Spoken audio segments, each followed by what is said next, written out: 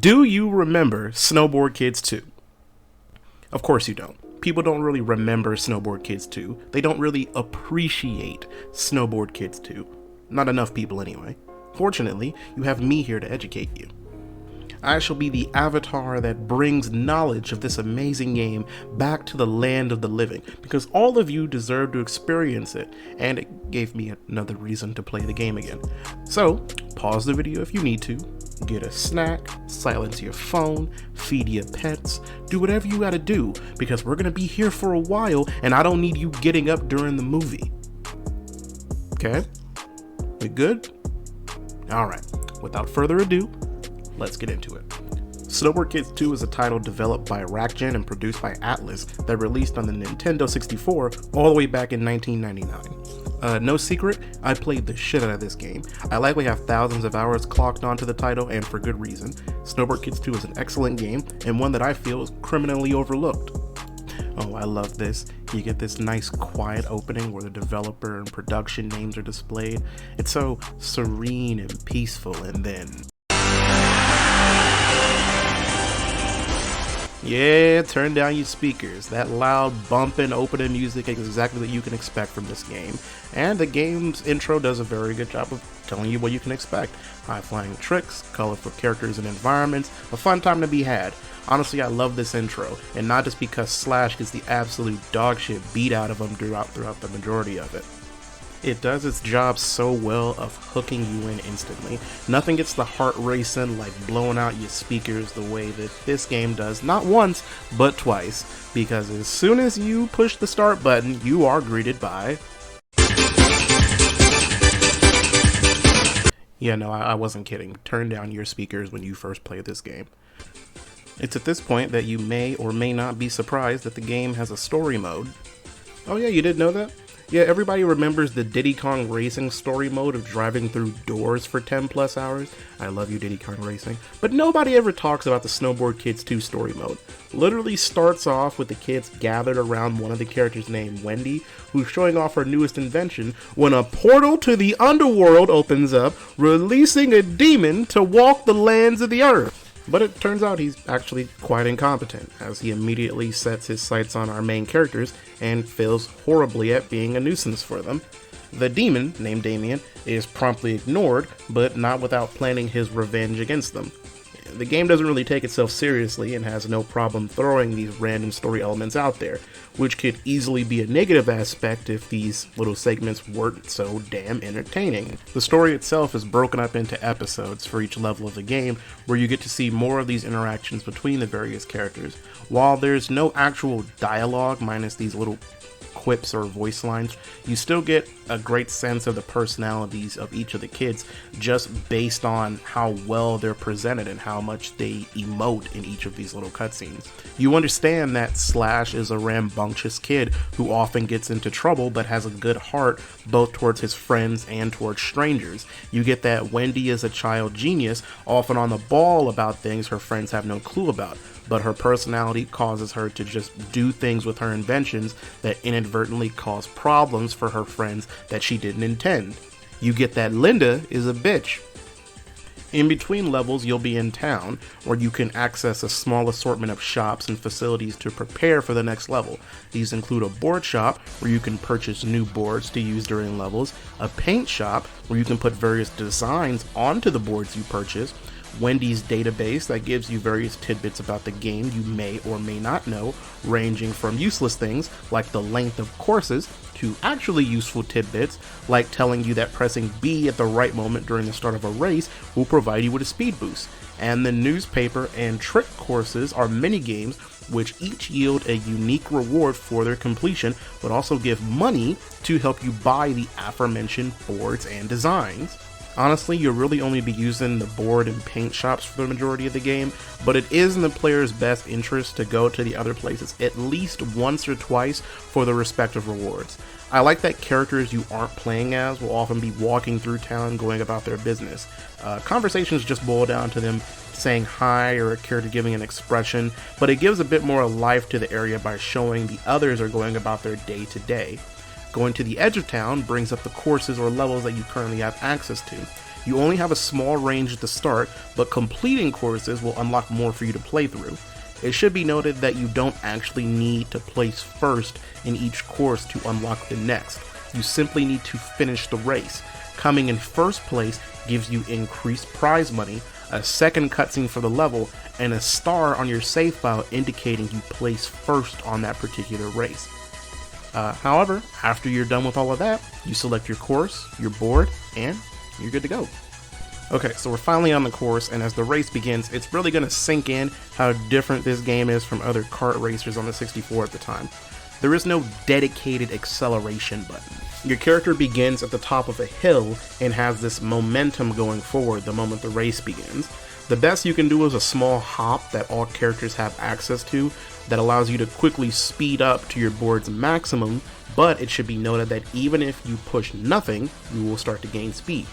Likewise, because you're going downhill, it is very difficult to go backwards at any point. So if you miss something while on the course, you missed it. You better get it on the next lap, bro. You'll also quickly come upon jumps on the course that you can perform tricks on. Why should you perform tricks? Well, one, because they look cool, but also because they net you money, which you're going to need to purchase items from the item boxes that are also located around the course. There's never really a reason not to perform tricks when you approach jumps. Even if I have an item and plenty of money, I've just always found it fun to do them. So much so that the announcer shouting has seared itself into my brain since I was a kid. You can perform flips in any direction using the joystick, can perform holds using the C-stick while airborne, or can perform a combination of the two. You can perform tricks anywhere too. You don't have to wait for the designated areas. Just make sure your board or character has a high enough jump stat or you'll bust your ass while doing it. Anyway, make it down to the base of the hill, jump on the lift to ride it back up to the top, and then do it all over again for the next 2 laps. Simple and effective. By this point, you'll likely have noticed how items are slightly different in this game. All racers can hold 2 items at once. Offensive items go in your red item slot, and defensive and supportive items go in the blue. I like that you can have 2 options at any point in time, and that you have to be aware of enemies having the same. You can prepare for different circumstances, and item boxes are laid out on the course in a way that you typically have to forego getting one type if you want another, especially during branching paths. These are some fun items too. You got Iceman powers, can turn invisible. There's this hand that just slaps the shit out of somebody and takes their money. It's honestly just rude. These items are great, even if 1 or 2 are pretty trash. Like this mouse that steals everyone's money and gives it to you. It's a cool concept, but items cost 100 gold. You can rack up about 300 on a single jump. Also, enemies can purchase items no matter the amount of money they have. So this is honestly kind of terrible. But moving right along, you'll proceed through the different levels that the game has to offer, and will no doubt notice how, despite this being a snowboarding game, the environments are really quite varied. Of course, you have plenty of snowy hillsides, but there are also beaches, a castle, a haunted house, and even outer space. The game has plenty of fun with these environments, and they keep things visually interesting. After a few levels, you'll even run into one of the few boss battles in the game. Yes, I did say boss battles. Okay, well, I guess these aren't really battles per se, but they do offer a nice one-on-one challenge that the player must complete, such as defeating a giant snowman before he makes it to the end of the course, or beating a dinosaur in a race. This guy actually terrified me as a kid, and even a bit now, because of how fucking massive he is compared to you. Now you can hear him getting progressively closer to you when you're ahead.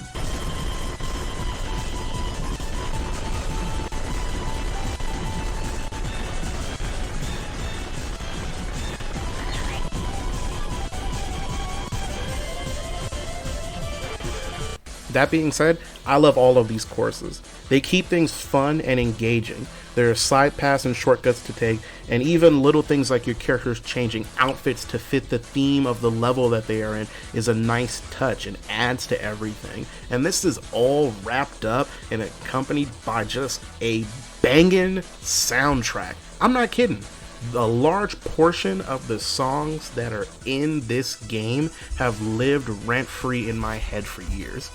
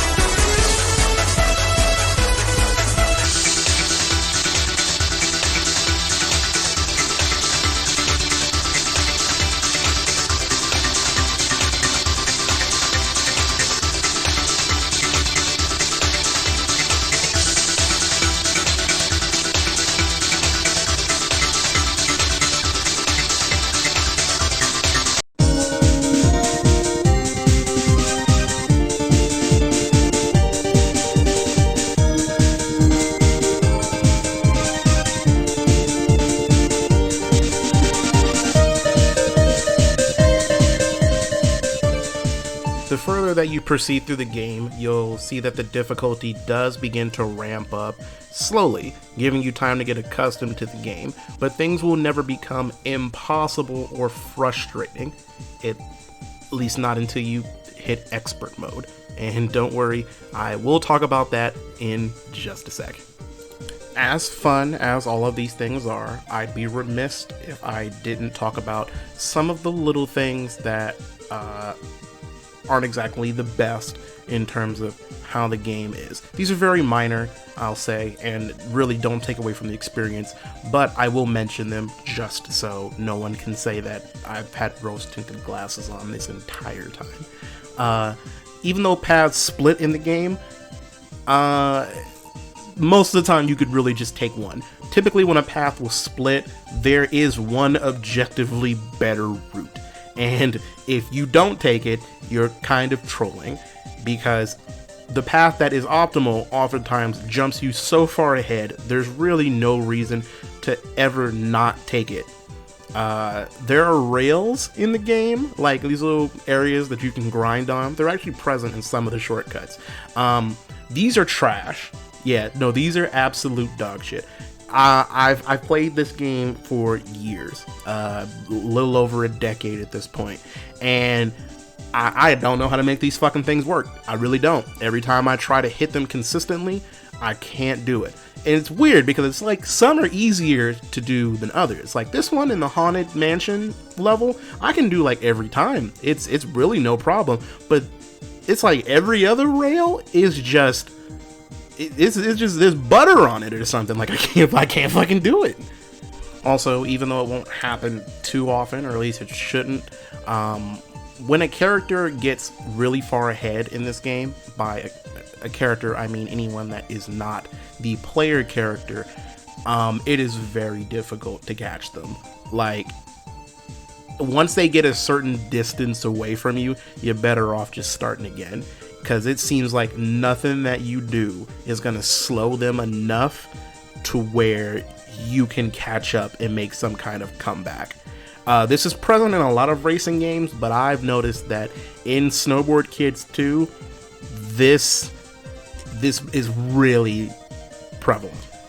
But despite all these little grievances, I really don't have a lot negative to say about the game's story mode. You'll go through each of the individual courses, defeat the challenges that come your way, and it all culminates into this final boss fight against Damien, the demon kid from earlier, which just has a great theme. It's a frustrating but a satisfying conclusion to the story mode, and man, it's just so good when that last cutscene plays and then the credits start to roll and you hear that credits theme, and this might be the nostalgia in me talking, but I absolutely love seeing this go by, these little images of the characters and you know what they do, and you see the models walking by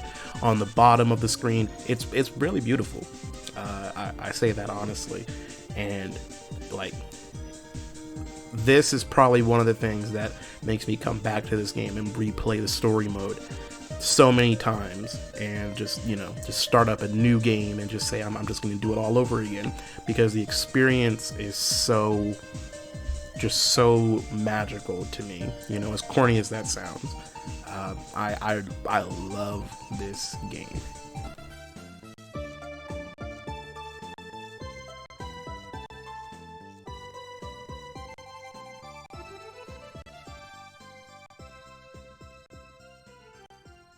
And if it was to all end here, if the game, this is it, this would just be a neat little bow on this beautiful package, and anyone could be satisfied, and anyone could say that this is great, this is plenty. But this is not it. Nope, we're not done. Nope, don't think you're done, because we're not. Go ahead and save that file and then go back to story mode and start it up again, because now we got expert mode, baby. You didn't think it was going to be that easy, did you? You know, for a second there? Yeah, I kind of did. Yeah, all that playfulness that was happening in the original story mode is not present in expert mode. Expert mode hates you. Expert mode hates everyone that deals with you. They hate your mother, they hate your father, they want you just in the dirt by the time you are done playing. On expert mode, enemies are more difficult. There are no coins. I did mention this earlier, but coins are scattered around the course, and you can pick them up to just get a little bit of extra money instead of doing tricks. But as I said before, it's very easy to get money from doing tricks, but there's no coins in expert mode, so yeah, on some level, you know, it makes it a little bit more difficult. But the enemies, as I said, are just brutal. Enemies aren't too difficult in the standard story mode, but they do pose a bit of a challenge towards the end. In expert mode, nah, from the first level, they want you dead.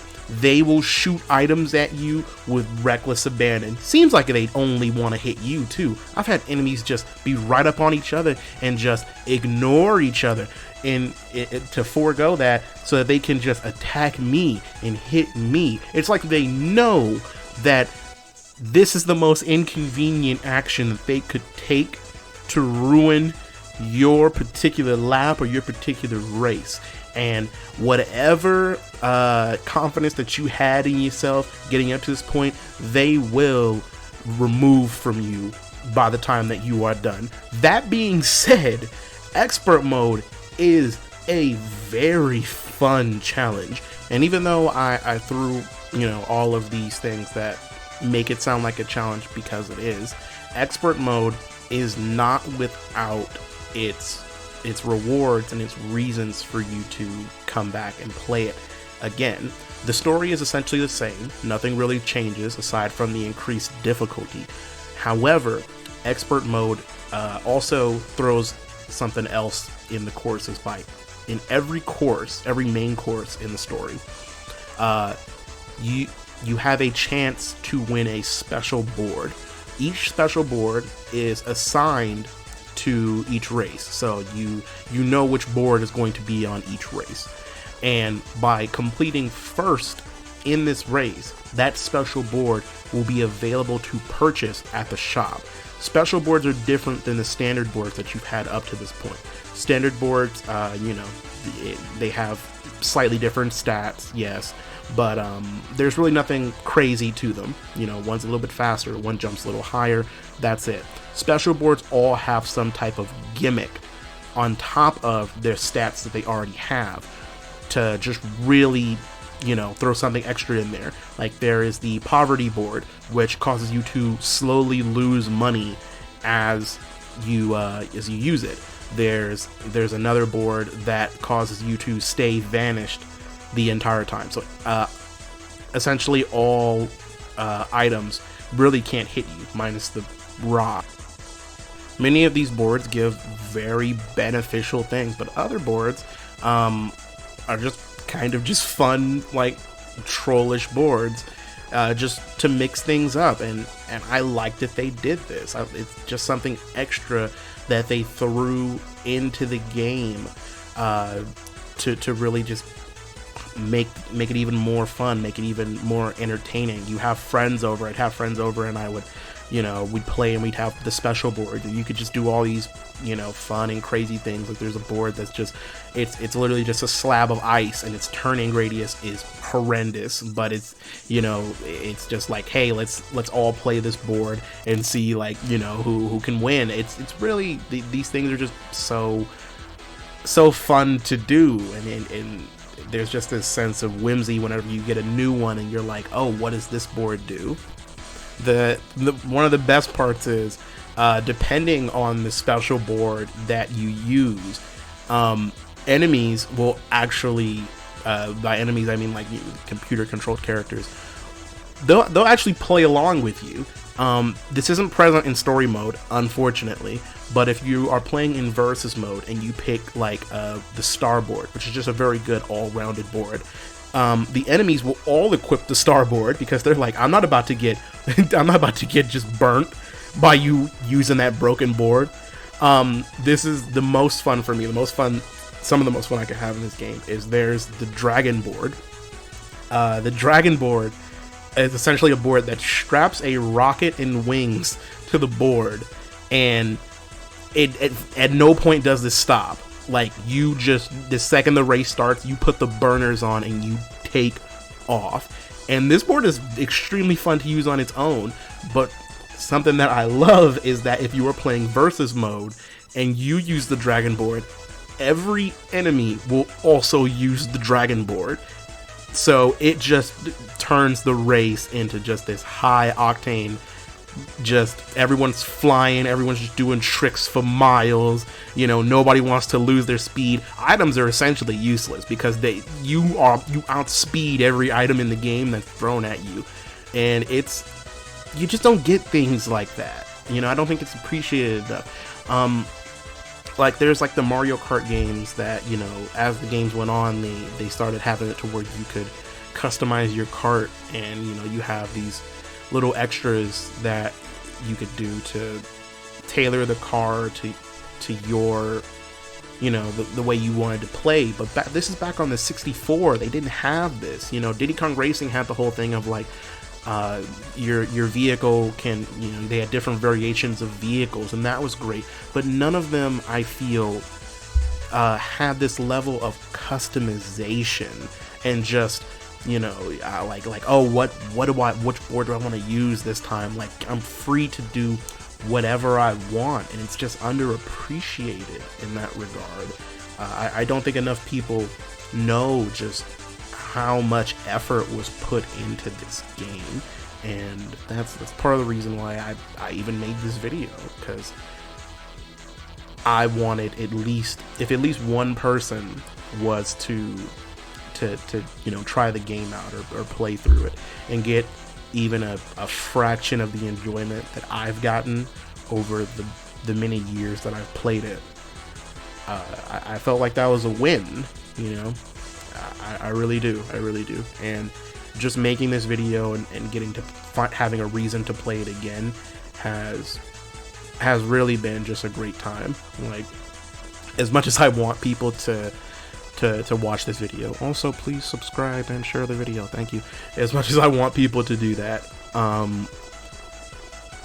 I won't lie that this was just a video that I really wanted to make, just to kind of speak to that child in me that just loved this game inside and out, and has never forgotten the weekends, you know, that I've played, or rushing home to play more of this game, and just having it for many years, and it's just been a great time. So I think that's enough. I think that's enough of me ranting about the game. Please, you owe it to yourself, if this intrigues you on any level, to play Snowboard Kids 2. You know, if you have a Nintendo 64 and, you know, you get your hands on the game, by all means play it. Play it however you can. The game deserves it. It really does. It deserves at least one go. I think it deserves multiple goes, but at the very least, just give it a shot. It really is fun. It really is a good time, and I wouldn't have spent however long this video is saying it is if it wasn't. Again, could be the nostalgia in me, but I think I at least have a okay sense of taste when it comes to games.